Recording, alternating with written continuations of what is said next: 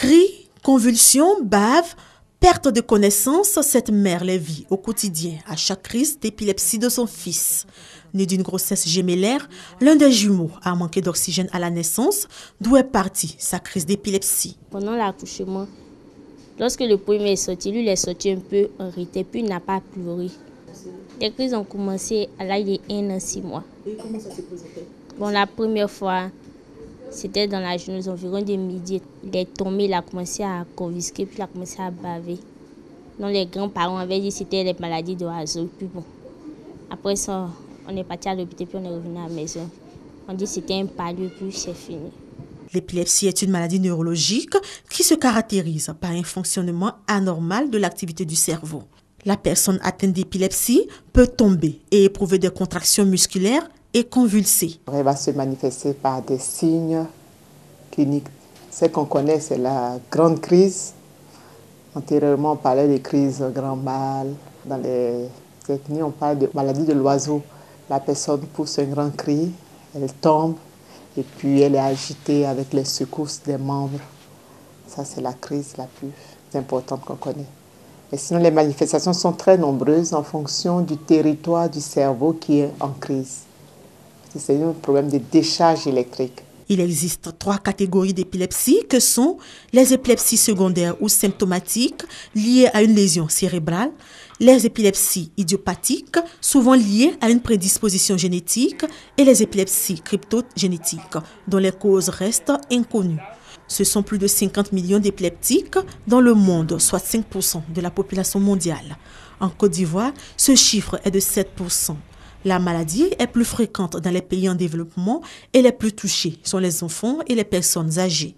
Les enfants, parce que à cause de toutes les infections, telles que le paludisme, toutes les méningites, et puis le cerveau est encore fragile.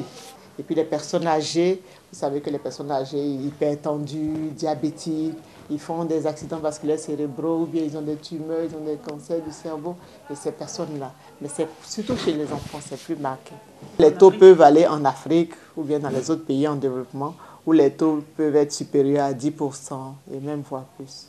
Les conséquences de l'épilepsie peuvent être dangereuses et mortelles pour le patient.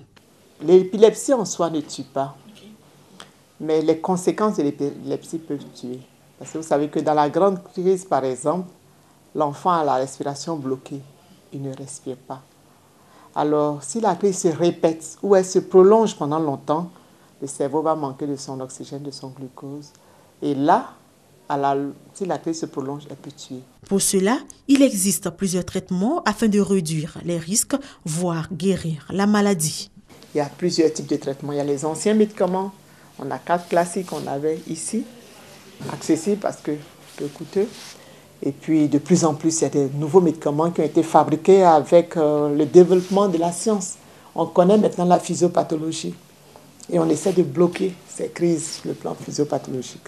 Alors, il y a certains médicaments qui ne sont pas très coûteux. Par exemple, le phénobarbital. C'est le moins coûteux, l'OMS le conseille. Pour déclarer quelqu'un guéri, et pour commencer à arrêter son traitement, il y a des règles. 2 ans sans crise.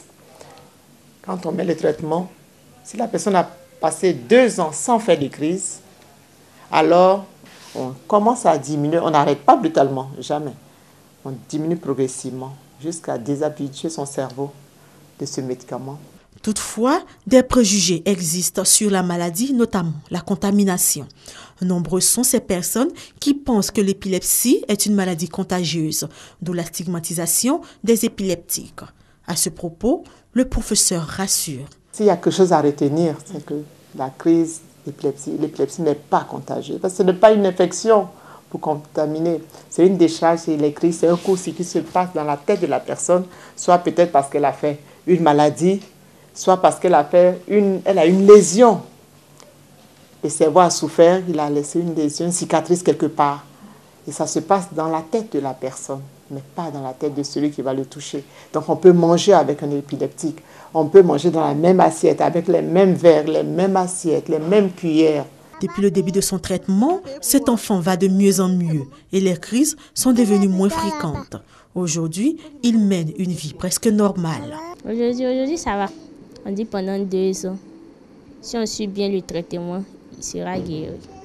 Les crises d'épilepsie ou encore maladies de la honte peuvent être évitées. Pour cela, il est important d'être assidu dans le traitement et éviter des facteurs déclenchant des crises tels que le manque de sommeil et la consommation excessive d'alcool.